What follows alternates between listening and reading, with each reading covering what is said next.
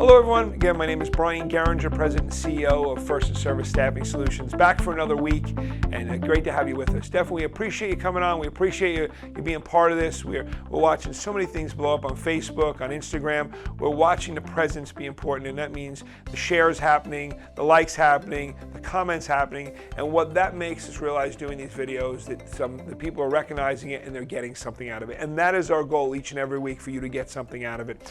Right now I want to talk about a topic that's kind of sensitive, and it talks about, why broke people stay broke. And the reason we're commenting about that now is, here's what I learned along the way. I watched it. It was very interesting. There's a gentleman, I highly recommend you find him on Facebook. His name is Bruce Lipton, and I was recommended to him by a friend of mine who's a teacher.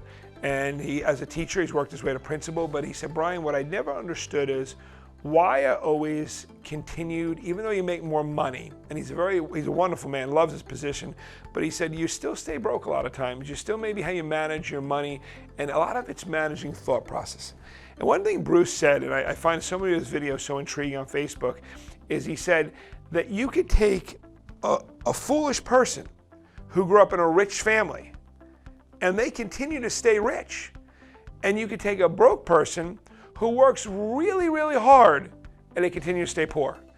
And his analogy on there, and I highly recommend you watching him, but it's a thought process. He said there are groups of people that talk about how you could take a child from up to 7 years old, and depending the programming you put in their minds will determine the outlook of the rest of their life. But then he puts a caveat in there.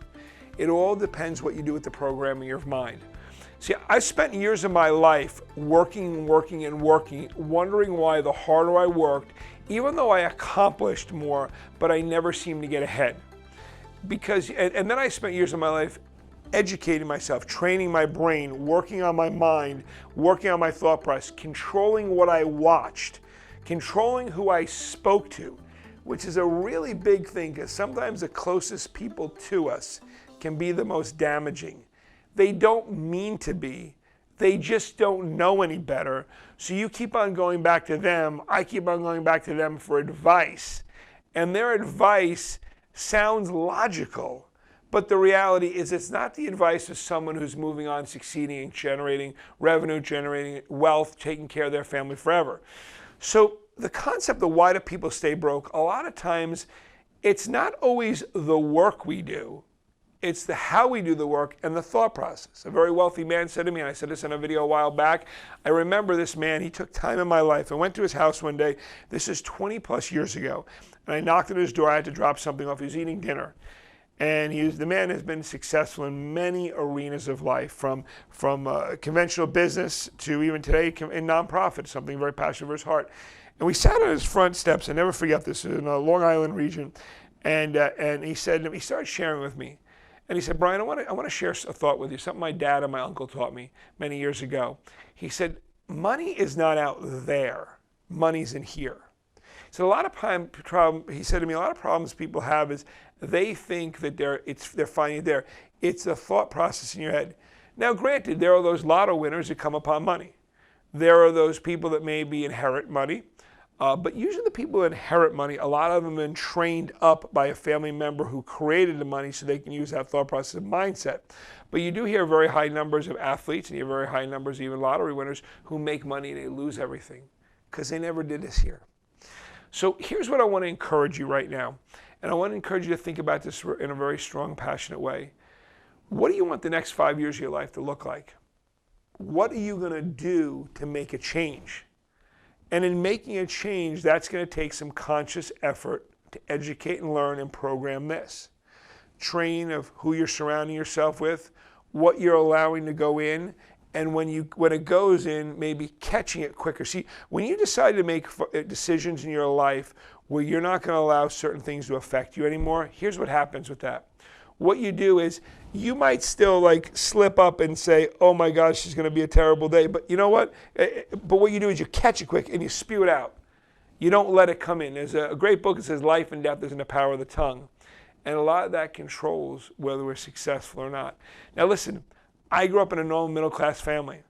I'll be honest with you. I wish I grew up in a wealthy family. I wish I grew up around a family that made a decision, that had the money, and maybe they could pass it on. My life might have been easier at certain points in time, but I didn't. So what do I need to do now to break a generational curse?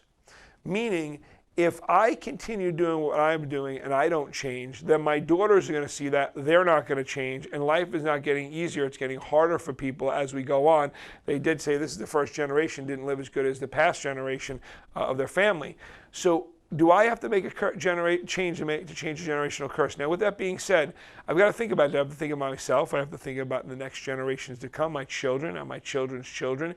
And you know, if there's a lot of days I would really rather sit in front of a TV and maybe not reprogram, maybe not work on my thought process. There'd be days maybe I want to be in a pity party and spend time with people that maybe aren't going to help me.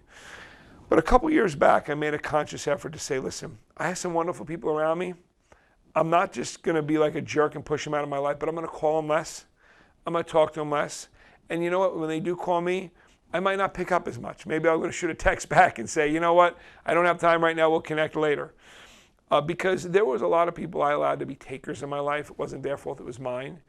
So I want you to just take a few minutes of your life now and say, listen, where do I want to go? What do I want to do? What am I willing to change? I know we hear that a lot.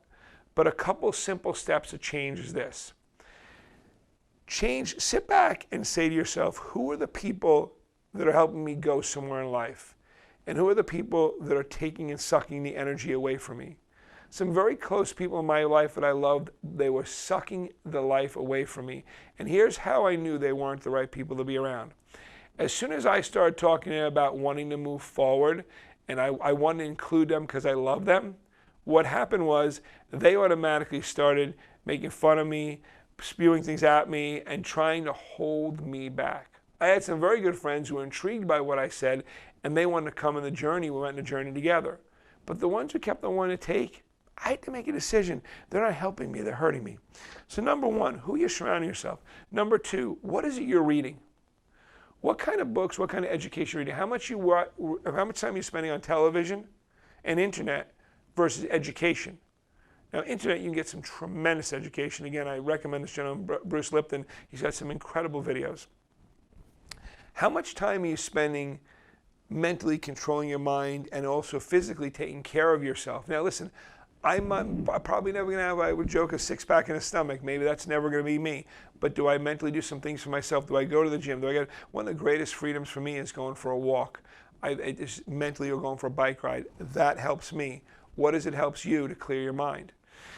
And number four, guys, here's what I'm going to tell you is this. Conscious efforts are hard and they are painful. Are you willing to go through the pain of, and when I say pain, the pain of change to make a generational change for your family to come and yourself and your future? And with that pain, it doesn't change overnight. Wouldn't it be great, and I'll leave with this, that we made a decision today and everything changed tomorrow? Wouldn't it be great if we bought the lotto ticket today and we won tomorrow? For most of us, that's not going to happen. The pain is the work. The pain is when you're going through it and you really want to make a decision. You want to say, I don't feel like doing it today, but you do it anyway. Because doing it anyway when you don't want to do it makes all the difference in the world. I hope this makes some sense. Again, I've enjoyed being with you another week, and my name is Brian Garinger, President and CEO of First and Service Staffing Solutions. And I hope, please, if you're watching these videos, you're liking them. I hope you're sharing them, and I hope you're commenting. Your comments are so, so valuable to us. We appreciate your time. We know you have many things you do with your time. I appreciate your time being on here tonight. Have a great one. Thanks so much. Thank you for watching Valuable Minutes with Brian. If this is your first time being with us, please make sure you follow, like, and share, and feel free to comment as well.